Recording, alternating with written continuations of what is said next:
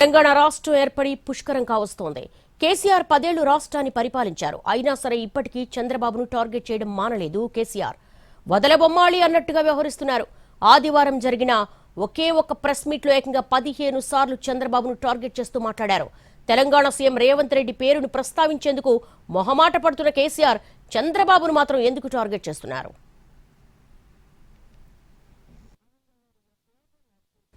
ఆదివారం జరిగిన ప్రెస్ మీట్లో తెలంగాణ మాజీ సీఎం కేసీఆర్ పదే ప్రస్తావించిన పేరు చంద్రబాబు నాయుడు. 1-2 సార్లు కాదు, ఏకంగా 15 సార్లు చంద్రబాబు పేరు ప్రస్తావిస్తూ విమర్శలు, ఆరోపణలు చేశారు. తెలంగాణ సీఎం రేవంత్ రెడ్డి పేరును పలికేందుకు ఏమాత్రం ఇష్టపడిన కేసీఆర్ చంద్రబాబు పేరును సహజంగానే ప్రస్తావించారా?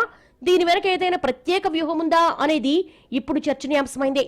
బీఆర్ఎస్ అధికారం కోల్పోయి 2 ఏళ్లవడం, పొలిటికల్ గా కేసీఆర్ మళ్లీ యాక్టివ్ అవుతున్న తరుణంలో చంద్రబాబును తెలంగాణ వ్యతిరేకిగా ముద్రవేస్తూ చేసిన వ్యాఖ్యలకు రాజకీయంగా ప్రాధాన్యం ఏర్పడింది. కేసీఆర్ రాజకీయ జీవితంలో చంద్రబాబు పాత్ర ఉంది. 2001కి ముందు చంద్రబాబు, కేసీఆర్ ఒకే రాజకీయ వేదికపై ఉన్నారు. అప్పట్లో ఉమ్మడి ఆంధ్రప్రదేశ్ కు Chandrababu CM, KCR deputy speaker. తనకు మంత్రి పదవి ఇవ్వకుండా డిప్యూటీ స్పీకర్ ఇవ్వడంపై అసంతృప్తి వ్యక్తం చేసి తెలంగాణ ఉద్యమాన్ని అందుకున్నారు కేసీఆర్. రాజకీయ విభజన, ప్రత్యేక రాష్ట్ర ఆవిర్భావం వరకు చంద్రబాబును తెలంగాణ వ్యతిరేకిగా, తెలంగాణ ద్రోహిగా ఉద్యమ సమయంలో చిత్రీకరించి సక్సెస్ అయ్యారు. ఈ నేపథ్యమే ఇద్దరి మధ్య రాజకీయ వైరుధ్యానికి దారితీసింది. తెలంగాణ రాష్ట్రం ఏర్పడి సీఎం అయ్యాక కేసీఆర్ తరచూ ప్రస్తావించిన అంశం ఓటుకు నోటు కేసు. ఎమ్మెల్సీ ఎన్నికల్లో బీఆర్ఎస్ అభ్యర్థిని ఓడించడానికి చంద్రబాబు నాయుడు, రేవంత్ రెడ్డి అండ్ కో కుట్ర చేసినట్లుగా వీడియో ఆధారాలతో కేసీఆర్ బయటపెట్టారు. చంద్రబాబు నాయుడిని హైదరాబాద్ కు దూరం చేశారు. ఆ తర్వాత జగన్ కు స్నేహితుడిగా మారారు. ఓటుకు నోటు కేసుతో తెలంగాణలో రాజకీయంగా వెనక్కు తగ్గి ఆ తర్వాత ఆంధ్రప్రదేశ్ పై ఫోకస్ పెట్టారు చంద్రబాబు. ఓటుకు నోటు కేసు న్యాయస్థానాల్లో ఉంది. తుది తీర్పు రాకపోవడంతో ఈ కేసు ఇప్పటికీ హాట్ టాపిక్. తెలంగాణలో 10 ఏళ్ల అధికారంలో ఉన్నప్పుడు, ప్రధానంగా 2వసారి అధికారంలోకి వచ్చాక చంద్రబాబును తెలంగాణ వ్యతిరేకిగా కేసీఆర్ ముద్రవేశారు. తెలంగాణ సెంటిమెంట్ ను ఎప్పుడు రగల్చాలనుకున్నా చంద్రబాబు నాయుడు పేరుని ఆయుధంగా సంధిస్తున్నారు కేసీఆర్. తాజాగా నదీ జలాల అంశంలో కూడా చంద్రబాబును కేంద్ర బిందువుగా చేసుకుని విమర్శలు చేశారు.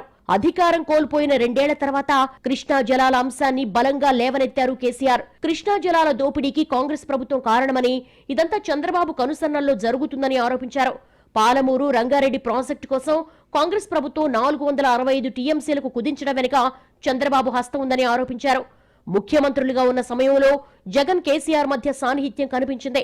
అప్పుడు జల వివాదం అంత తీవ్రంగా వినిపించలేదు. ఇప్పుడు మాత్రం అదే అంశం రాజకీయ చర్చకు కేంద్రంగా మారింది. నల్గొండ, మహబూబ్నగర్, రంగారెడ్డి ఉమ్మడి జిల్లాలు చంద్రబాబు నాయుడు నీటి దోపిడీతో బీడు భూములుగా మారుతున్నాయని ఆరోపించారు. తెలంగాణలో కాంగ్రెస్ ప్రభుత్వ వైఫల్యం వల్లే ఇదంతా జరుగుతోందని విమర్శించారు. ఈ రకంగా పదే చంద్రబాబు పేరు ప్రస్తావనకు తేవడం మళ్లీ తెలంగాణ సెంటిమెంట్ కు ఆజ్యం పోయడమేనని అభిప్రాయపడుతున్నారు పరిశీలకులు.